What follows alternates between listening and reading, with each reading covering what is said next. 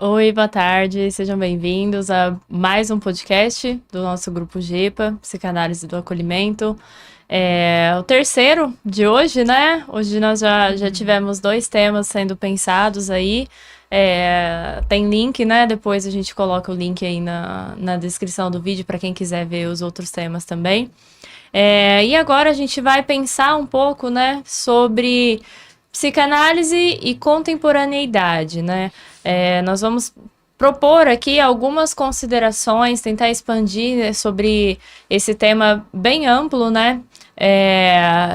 Da psicanálise, como ela vem avançando, né? Vamos dizer assim, vem funcionado nessa nossa sociedade contemporânea, né?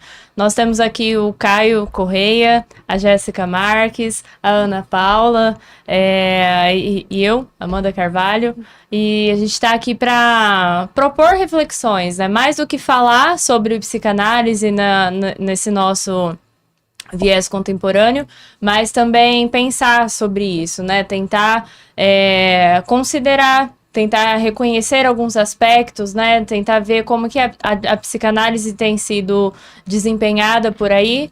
Então a gente vai propor algumas reflexões nesse sentido. A Jéssica quer começar? Alguém já quer propor alguma... Posso começar a pensar. Boa tarde a todos. Também é um prazer estar aqui com vocês. Bom, pensar em psicanálise na contemporaneidade para mim, não é impossível não pensar na questão online, que é o que a gente tem feito aqui agora, né? A transmissão da psicanálise através da internet, porque a gente chega em outros lugares, nós nos conectamos às outras histórias. Também pensar num processo pós-pandemia, o quanto aquele que vivia, né, da clínica e ainda não estava já ingresso no atendimento online, precisou também fazer a migração. A gente tem esse momento, acho que crucial, pós-pandemia. A partir daí, o atendimento online se torna cada vez mais viável, possível a todos. E acredito que seja bem interessante de nós pensarmos esses aspectos, porque é atual, é contemporâneo. Se o Freud, que trocavam cartas, que demoravam-se meses para se chegar, já tinha ali, né, essas trocas de crescimento, ou mesmo de sugestões, a gente pensa no caso do Pequeno Hans, por exemplo, né, que foi administrado através das trocas das cartas com o próprio pai dele. O que a gente faz aqui seria uma expansão dessa proposta. E pensar ali no contexto, vou dar um início sobre isso, o quanto é importante, por mais que a gente está falando do acesso a qualquer momento e a qualquer lugar, não significa que o atendimento tenha que ser em qualquer lugar, literalmente. Então, também pensar num ambiente adequado, tanto analista quanto paciente, é importante. Porque a gente está falando de expor ali com outro alguém algo que é íntimo, que é delicado. E aí não dá para ser, né, na mesa com outras pessoas ou expondo. Precisa de uma privacidade para a gente conseguir trabalhar.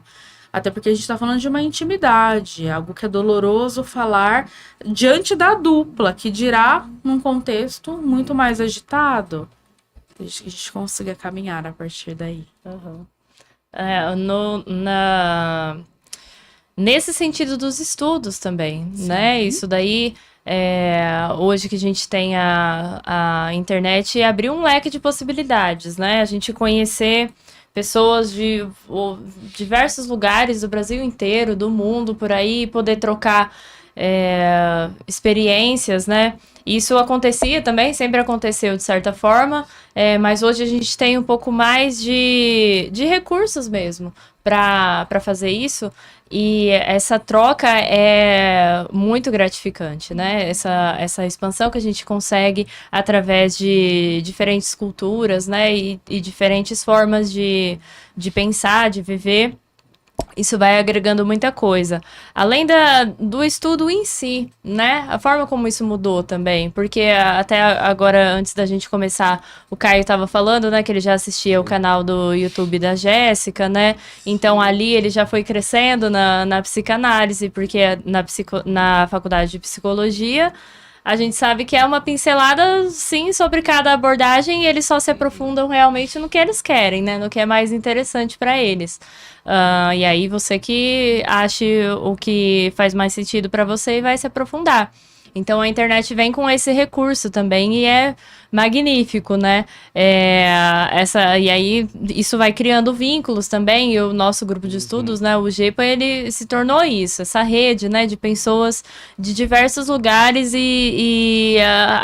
às vezes o encontro físico ou demora muito ou nem acontece. Tem tanta gente que a gente, principalmente na época da pandemia, ali teve tanta troca, teve live, teve tanta expansão mesmo, assim, no pensar, e esse encontro físico ainda nem aconteceu, sei lá se vai acontecer, né? Mas isso é muito interessante, e na realidade tudo pode acontecer, né?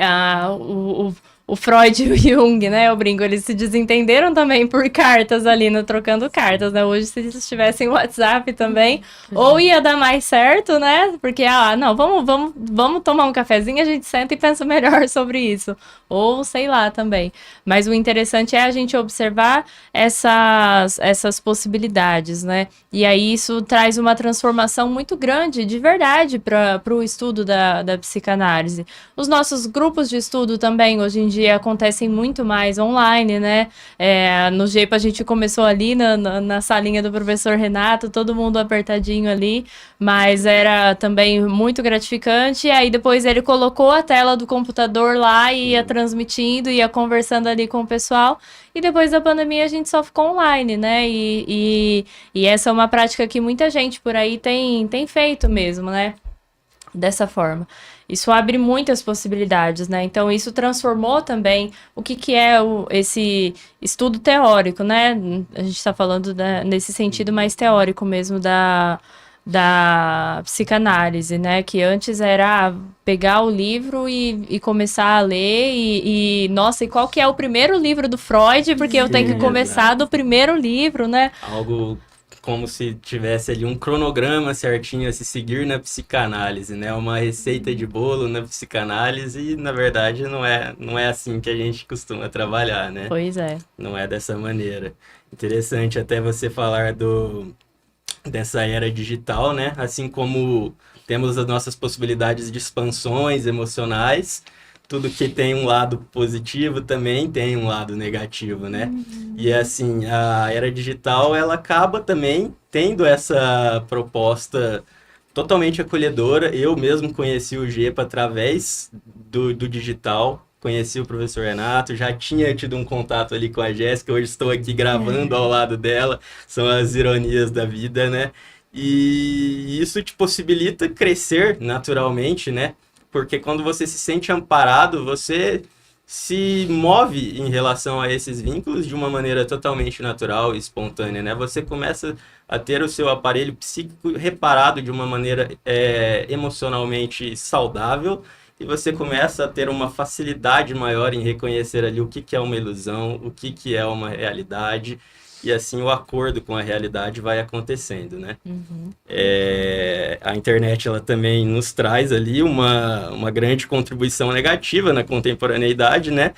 Eu me lembro até de uma vez ter visto, acho que um vídeo da Jéssica mesmo, onde ela fala da era zumbi, né? Que nós estamos vivendo, né? Que alguns seriados, alguns filmes já nos trazem uma alusão desta era zumbi, né? Como num futuro distante, possibilidades, mas será que nós já não estamos vivendo nessa era? Porque hoje em dia são pessoas voltadas ali ao celular, com os olhos totalmente voltados ao celular, às telas, e não voltado a uma escuta ao próximo, né? Não voltado a uma escuta ativa e acolhedora com o outro. E, na verdade, tudo que nós estamos em busca todos os nossos refúgios, os nossos vícios, as nossas ilusões, têm uma base ali na falta de amor, né? Na falta de acolhimento, na falta de vínculo saudável, né? E isso vai totalmente de encontro a essa proposta contemporânea aqui que nós estamos tentando propor hoje. Perfeito. E me faz pensar um pouquinho, que é novo pra gente também, como analistas, essa era digital, né? Então, assim, um exemplo próprio, eu finalizei a faculdade de psicologia pelo online, que foi ali na pandemia. Então, assim, tive que passar por uma reconstrução ali, inclusive da minha própria análise pessoal, porque eu tinha ali o contato, né, presencial. Então, é tudo que envolve o cheiro do lugar, o ambiente, né? Então, assim, passar pro online, de fato, precisou ter um luto mesmo, acredito, de tudo isso. Então, é muito difícil, né? Mas hoje a gente consegue olhar com outros olhos. Eu mesmo vejo, é minha casa. Então, assim, a casa é muito intimista, né? A gente leva pra dentro da nossa casa quem a gente gosta, né? Então, assim, pra mim fez todo sentido, assim, ir pro online, passar por essa reconstrução mesmo, né? Inclusive, eu recebo alguns pacientes que, mas eu não queria no online, nossa, mas eu tô longe, mas eu vou deixar um pouquinho mais pra frente, né? Eu entro no online que eu ainda não me identifico. Então, assim, a gente passa por esse processo também de entender, e eu acredito que a partir de agora, muitas coisas vão partir mesmo pro online, né? A gente tá agora nessa era de até medicina online, né? Então, que facilita ali, viabiliza as coisas. Então, assim, como o Caio trouxe, né? Tem o lado positivo e tem o lado ali que a gente precisa adaptar, né? Mas faz parte também da análise essa adaptação, né? Como tudo na vida, né? Tem os dois lados da moeda perfeito, ali. Eu acho perfeito. interessante a gente pensar nesse ponto ali, Sim. porque nós, seres humanos, temos a mania ali, às vezes, de focar só no lado positivo da coisa, né? De criar muitas expectativas, né? E, na verdade, quanto mais expectativas nós estamos criando ali para tudo, mais iludidos nós estamos, né? Porque a ilusão é algo que... A expectativa é algo que não... Que cria-se naturalmente, é óbvio, não vamos ser hipócritas aqui de falar, não criem expectativas, porque a expectativa cria-se naturalmente, a partir do momento que a gente está falando aqui, ela já está sendo criada. Mas a capacidade de conseguir rebaixar ao máximo, né, renunciar ao máximo para estar ali num acordo com a realidade, consigo mesmo, para você se respeitar e também ter a capacidade de respeitar o próximo, respeitar a natureza, que é o que a gente está vendo que não está acontecendo muito na atualidade, principalmente aqui, quem é da região de São José do Rio Preto está sofrendo, e isso são consequências, né? Consequências do homem. E todas essas questões, todas essas experiências que a gente tem vivido, né? E aí trazendo agora reconhecendo essa ascensão aí da era digital, né? E a gente se adaptando e ao mesmo tempo tentando fazer um bom uso, né? Desses recursos, porque, né? Acredito que seja o mais importante, né? Usar isso para um bem comum. Mas isso trouxe, não criou, isso revelou, né? Evidenciou uma questão muito importante que é a diferença entre ambiente e ambiência, né? O que é ambiente físico e o que é aquela ambiência emocional, né? Que isso a gente consegue criar nessa possibilidade online, né? Trazendo acolhimento, trazendo respeito, né? Assim, e duas pessoas dispostas ali, né? Trazendo isso agora para os atendimentos mesmo, né, online, a gente consegue reproduzir isso, né? Ainda que falte talvez alguma coisinha, assim, num momento de maior angústia, né? Talvez vai faltar aquele contato mesmo, né? Um abraço no final da sessão, talvez que sela, né? Aquele contato, aquele afeto.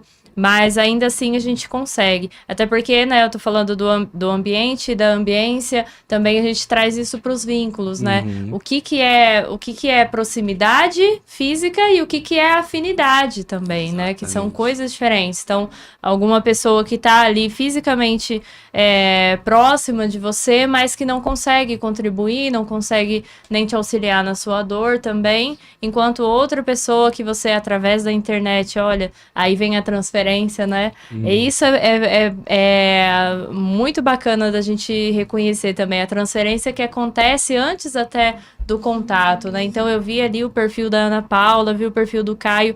Nossa, que interessante, né? A transferência acontece ali, eu vou marcar uma sessão com essa pessoa. Isso é muito bacana da gente conseguir reconhecer. a possibilidade de conexão independente do espaço físico, né? E também tem um ponto importante que acredito que bem recente, nos últimos meses, tem ganhado mais espaço. Porque o que a gente está falando aqui é de uma conexão com uma pessoa existente. Então, a gente está falando de um vínculo com uma pessoa real. E também a gente tem a tendência daquele que não quer o desconforto de lidar numa relação, porque quando a gente fala de uma dupla analítica, são duas pessoas que têm limitações diferentes, que têm vivências diferentes, e são dois seres posições, humanos, né? exatamente, são posições diferentes. Então, nós vamos precisar fazer um acordo de horário, que é o ideal para os dois, um valor de pagamento, né, uma frequência para essa sessão. Muito diferente, eu tenho ouvido até aquela dor ao ouvir, né? Sobre ChatGPT, enfim, toda essa coisa da inteligência artificial e a ideia do outro. Até ontem eu vi um vídeo de uma pessoa falando: olha, eu usei o ChatGPT para criar tal coisa para mim, para resolver problemas e tal. Então, até que ponto, né? Porque tudo é da maneira como eu vou utilizar a internet. Então, até que ponto eu não quero me responsabilizar e quero terceirizar e tentar encontrar algo para depois culpar, né? Ai, tá vendo? Fui cair na inteligência artificial ali e fiz uma coisa que não deu muito bom.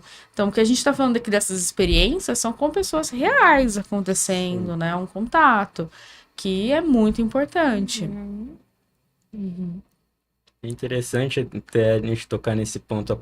Você falou de algo ali para a gente culpar, né? A palavra culpa, ela está muito presente ali no vocabulário de quem não está totalmente de acordo ali, né, com a realidade. Porque quanto mais a gente culpa, seja o que for, uma outra pessoa ou um outro objeto, seja ele inanimado ou inanimado, alguma situação. Eu vi tanta gente por tanto tempo ali culpando a pandemia, que é algo que aconteceu para todo mundo, né? E eu mesmo, em algum momento ali, joguei a culpa na pandemia das minhas frustrações, de não conseguir ir ali alcançar algum objetivo, ou de não estar conseguindo render. E assim, quando você começa a se reconhecer ali as suas limitações, né? O professor Renato sempre nos traz a ideia dos 3 R's, né? O reconhecer, o aprender a respeitar e o se responsabilizar por aquilo. Conforme você vai respeitando aquilo, você primeiro reconhece, você vai respeitando, abre-se uma possibilidade muito grande de você trocar a culpa pela responsabilização, né? E aí você se responsabiliza. Você chega em algum lugar, alguém quebrou um copo. E aí você, em vez de ficar culpando, quem é que quebrou este copo aqui, um exemplo bem básico mesmo, mas pra gente conseguir formular aqui. Quem quebrou esse copo, aí você tenta achar, apontar dedo na cara de todo mundo, ou simplesmente você pega, varre o copo, pega os caquinhos de vidro, coloca no lixo, e ninguém às vezes nem fica sabendo que aquilo aconteceu. Quem está ali mais de acordo, né, com a realidade, né? E esse exemplo se aplica desde isso até as situações mais inusitadas ali na vida, né? Então, e a partir dessa responsabilização também, a metamorfose vai acontecendo, né? A transformação vai acontecendo, né? A partir de todas as cesuras, né? E a vida é uma eterna cesura, a gente tem uma resistência muito grande em lidar ali com a dor dessa transformação. Mas a lagarta, quando ela está se transformando ali, ela também não está numa maneira confortável, né? A gente esquece disso. Então é muito importante a gente refletir sobre essa transformação, esse processo de metamorfose, essa ideia dos 3 R's que abrem a possibilidade ali de uma transformação real, né? E isso não acontece sem um vínculo saudável ali entre analista e paciente, né? Crescer é doloroso, né? Não tem como, né? Não ter dor. Perfeito. O pessoal estava no primeiro podcast de hoje, né? O pessoal estava falando um pouquinho sobre as dores, né? E é muito sobre isso o que o Caio trouxe, né? Hoje a gente se culpa muito também, né? E eu sempre que entro, porque nós, como analistas, a gente também tem as nossas, né, culpabilizações, assim. Quando eu entro nesse... Eu lembro, inclusive, de algo que a Jéssica sempre traz nos grupos, né, de o que a gente faz e o que a gente dá conta. E eu vou como se fosse um mantra, assim, levando isso, sabe? Internalizando isso que eu falo... Tá, eu não consegui agora, mas já eu volto ali e vou dar conta, sabe? Ou amanhã, ou semana que vem, porque e é isso também que me faz pensar muito sobre a velocidade das coisas. A gente não tá vendo mais o tempo passar, né? A internet ali, os vídeos são de 1 minuto ou até menos, e a gente fica ali tentando acelerar os processos, né? Então, o Caio trazendo essa questão de culpa, me veio muito, né, sobre...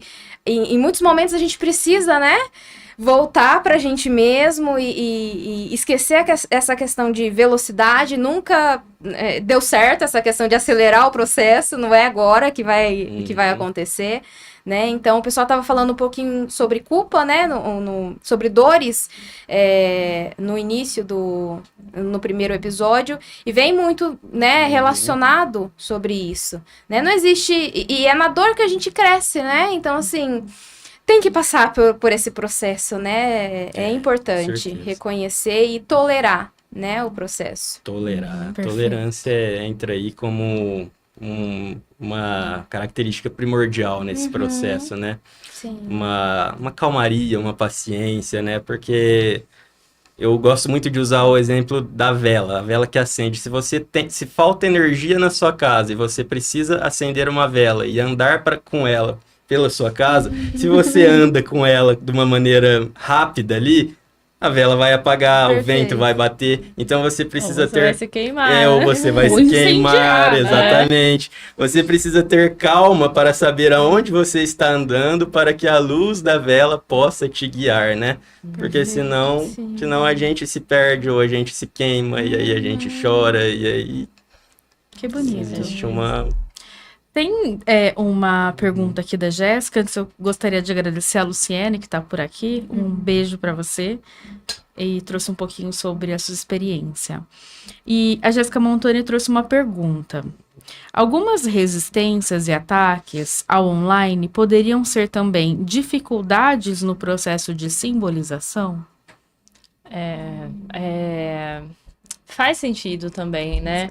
E até enfatizando aqui que a gente não coloca nada assim como crítica ou alguma coisa nesse sentido, e a gente tem plena consciência de que nem tudo é aplicável para todo mundo, né? Então, é claro que vai ter gente que vai continuar precisando daquele real concreto, né? Que é o contato físico ali, que é a presença física, que é ir até lá, sentar na poltrona ou deitar no divã, precisar disso. Da mesma forma nos estudos também, tem gente que não consegue estudar online, não consegue também até se responsabilizar por isso, né? Exato. Precisa ter a sala lá com o professor na frente para ir lá e se eu virar pro lado e conversar, o professor vai brigar comigo, né? Alguma né? coisa nesse sentido. Mas é claro, né? Na realidade, assim, esse assunto também é interessante, essa proposta que a Jéssica trouxe no comentário, porque isso vai continuar, né? Então, essa resistência pode acontecer, por exemplo, também com pessoas que, sei lá, talvez critiquem ou até o próprio atendimento online, né? E a era digital e não sei o que, assim, porque eu estou fazendo críticas mesmo, né? A tudo isso que a gente tem vivido. Quando, na realidade, os recursos estão aí para a gente usar, né? E cada um vai usar da forma que dá conta. Muitas pessoas vão usar aquilo para o seu próprio crescimento, né? Igual a gente está propondo aqui na clínica, né? Quem consegue utilizar isso daí agora e fazer uma clínica talvez até 100% online. Eu tenho visto muitas pessoas fazendo isso e eu acho interessantíssimo. Hoje a minha é completamente online. Pois é, e coisas que lá atrás a gente nem pensava, né? Mas vai continuar existindo quem precisa desse contato físico, igual a Jéssica agora há pouco trouxe essa questão da inteligência artificial também. não adianta querer falar que isso vai substituir também o nosso trabalho e outros trabalhos também, porque não vai continuar existindo, ainda que um dia se torne minoria, né? Essas pessoas que ainda têm um contato maior com o que é essencial, que é essa ambiência emocional, essa afinidade de pensamentos, né? Esse tipo de coisa. A transferência vai continuar existindo também, então eu tenho transferência com um médico, com o psicanalista também, mas com o artesão que vai fazer o enfeite que eu vou colocar na estante que aparece atrás dos meus vídeos. Qualquer coisa nesse sentido, assim. A transferência, ela vai continuar acontecendo também. Então não vai ter como, assim, ser substituído. Não assim, talvez, né, eu não posso dizer o que vai acontecer, sei lá, daqui a milhares de anos, né, centenas de anos aí.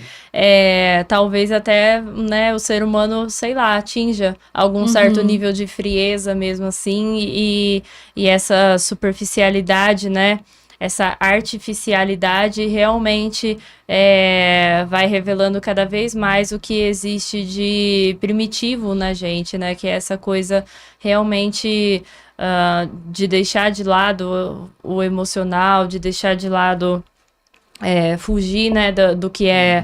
do que possa ser mais simbólico, do que possa ser também mais desconfortável, porque quando a gente fala de crescimento, a gente fala de saída do nosso conforto, né?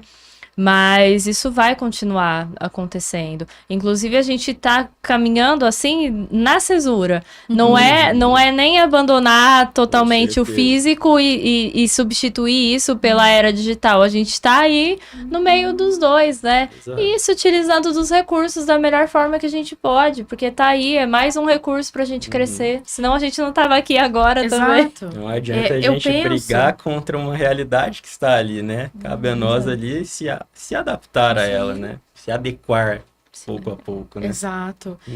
Eu penso que independente do recurso que vai ser utilizado, então eu vou fazer um processo analítico presencial porque eu não tenho um espaço físico que seja confortável. Na minha casa, às vezes vão ter outras pessoas, não vou me sentir confortável para falar, ou eu preciso do contato físico. Ok, que isso não seja um limitante, né? Porque às vezes a gente encontra assim, então se eu sou online, eu vou tentar buscar o presencial, mas isso vai dentro de uma resistência do processo de que, eu queria aquela pessoa que não fez, então eu vou deixar para outro momento. Porque a resistência ao processo é uma coisa, a resistência, agora a dificuldade de lidar com essa modalidade é outra que pode ser adaptado. Da mesma maneira que às vezes o presencial se torna inviável por locomoção, horário, né? Então às vezes a pessoa faz no horário de almoço ali a análise, mas ela encontrou um cantinho, então bateu, deu certo, combinou um horário, então é possível. Agora a resistência sempre vai vir, né? E tudo depende da demanda interna de cada um.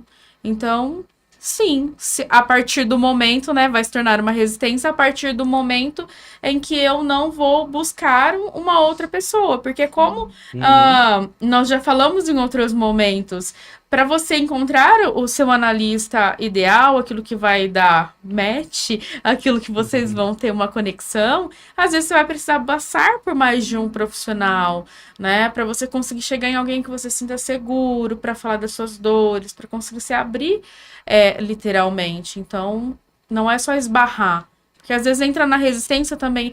Eu fui, não deu muito certo, não vi mudanças, né? E aí Como a gente se as não pode mudanças ajudar. precisassem ocorrer ali em 2 semanas, né? Rápido. Em 2 sessões, um mês de terapia no máximo, Na né? velocidade da internet, Na velocidade da internet, Exato. né? Na velocidade da luz. Eu quero uma mudança em banda larga. Exatamente. Até tem essa ideia, né, de que as pessoas precisam que a psicanálise se torne mais rápida.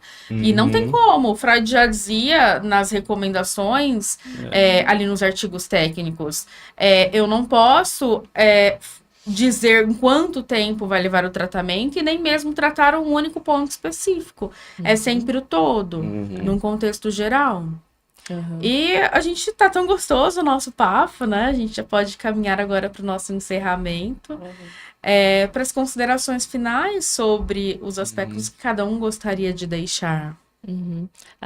Tem um tópico que entra nisso, né, que eu queria trazer para a gente pensar e deixar essa reflexão também, né, que a gente está aqui falando sobre psicanálise e contemporaneidade, né, o nosso modo de funcionamento, assim, na nossa sociedade contemporânea e todas essas questões que a gente conseguiu trazer para pensar aqui.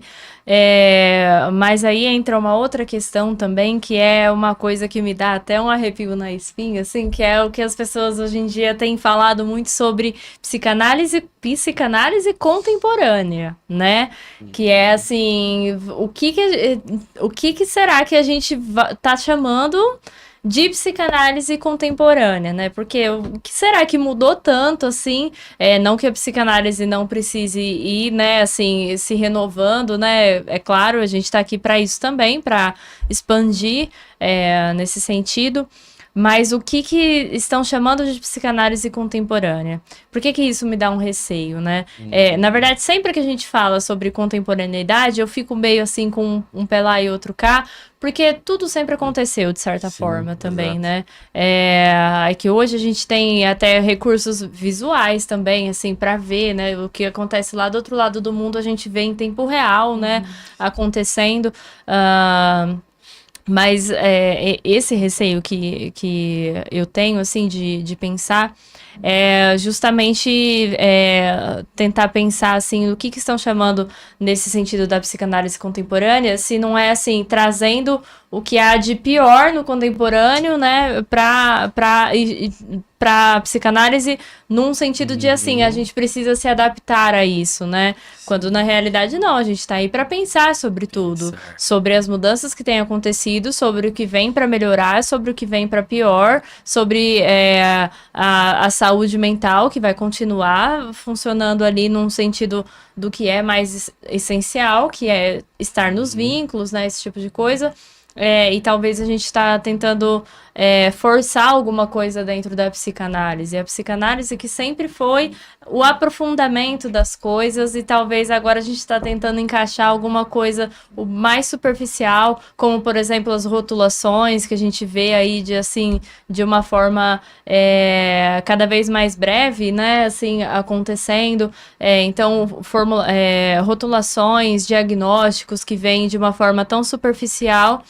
E parece que hoje em dia estão tentando chamar isso, assim, a fazer a psicanálise se adequar a isso, né? E chamando isso de psicanálise contemporânea. Ou trabalhando, assim, numa linha, tentando colocar algum raciocínio científico, colocar provas científicas, porque eu não dou conta de como o Bion propôs, assim, tão grandemente, expandiu a psicanálise através disso, de reconhecer que a psicanálise, ela precisa ser intuitiva também. Sim. Não é questão de método, não é questão de técnica, não é apenas sobre isso. Isso é justamente cair na superficialidade da coisa, né? Então, esse é um ponto muito interessante. Quando a gente propôs esse tema, eu já me veio assim na mente, falei, nossa, é uma coisa tão importante da gente pensar, e é até bom que fica aí por último, porque fica uma semente na cabeça de cada um que estiver Com assistindo, certeza. e da nossa também. Como diria o pensar. Bion, é uma oportunidade de pensar sobre. Pois Isso é. é importante. Pois é. Perfeito. E só para finalizar, achei bem interessante o que a Amandinha trouxe. E assim, a psicanálise, acho que desde a criação ela sempre foi atacada demais, né? Então assim, é como a Jéssica trouxe, para alguns vai funcionar e para outros não, e tá tudo bem. Aqui a gente não tá para impor nada para ninguém, Exatamente. né? Então assim, tá tudo bem se para você precisa de algo rápido e ótimo, sabe? Vai ter pessoas que vai precisar dessa coisa mais profunda, de respeitar o tempo. E é aí para que a gente entra, né? E é aí que a gente tá propondo. Então tá tudo bem também se não fizer sentido, né? Para muitas pessoas. Então achei interessante isso que a Amandinha trouxe. E eu acho que é isso mesmo, né? é que os ataques sempre vieram, né? E Não é de hoje. não é de agora, Não né? é de Então, agora. assim, Uhum. mas tá tudo bem também você procurar outra forma, procurar o online, procurar o presencial, desde que, né, você consiga, que isso não seja um impedimento para iniciar o seu processo terapêutico, né? Que eu acho que é isso que é o A importante. função da psicanálise nunca foi ali procurar os pacientes para captar os pacientes, né? Acho que inclusive já aconteceu até uma live sobre isso aqui no Sim. GEPA, né? Sobre essa estratégia de capturar ali os pacientes, né? E o paciente, ele procura a psicanálise, geralmente, ali, ou ele procura um modelo saudável ali de vínculo, na realidade, quando já se esgotou todas as outras ilusões, né? E ali, a partir desse vínculo, começa ali uma possibilidade de expandir os pensamentos, de pensar junto, entre o silêncio nesse meio aí, né? Porque o silêncio é algo que falta muito, né? A gente tá falando de contemporaneidade e não existe silêncio, né? Não existe um minuto pra gente refletir, um minuto pra gente ficar quietinho no nosso canto. Talvez a gente só encontre esse minuto na própria análise mesmo, né? Por isso que muita gente às vezes critica, não, mas você vai na análise e a análise você fica lá em silêncio com o seu analista. Pois é. Pois é, mas isso aí é um ato sagrado, né? O silêncio, a quietude, né? Eu tenho até um poeminha aqui que eu fiz recentemente, você poderia trazer Por aqui, né? favor. Certeza. Que é sobre o silêncio mesmo, né? E é a quietude, poesia do ser, que liga e religa o entremeio, que ilumina os mistérios do entardecer, que no belo agora se contempla o devaneio, que outrora não havia de se compreender. Nossa. Então, Uau! Muito bom, muito bonito. bom. Obrigado.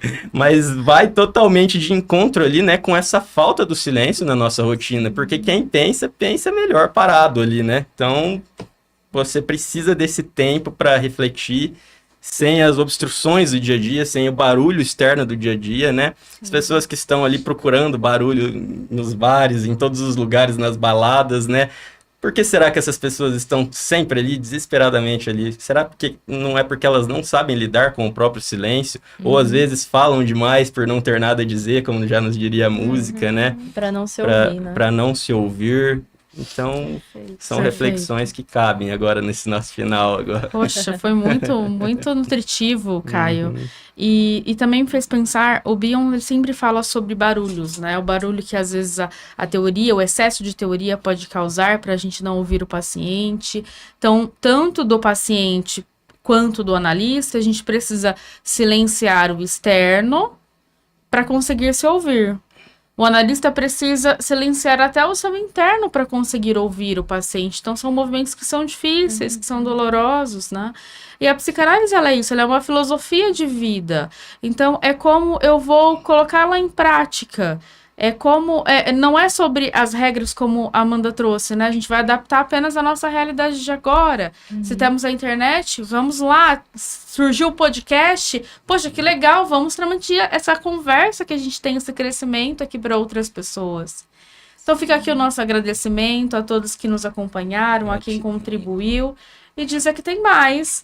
O mês que vem a gente já tem outros encontros propostos, vocês podem acompanhar tanto no site do GEPA, www.gepa.com.br, ou nas redes sociais, tanto o Instagram, que é Grupo GEPA, ou também continuar aqui pelo YouTube. No YouTube tem muita coisa aí pra ver. Com certeza. Muito conteúdo Até uma nutritivo. próxima, pessoal. Obrigada. Tchau, tchau. Boa pessoal. tarde. Gratidão.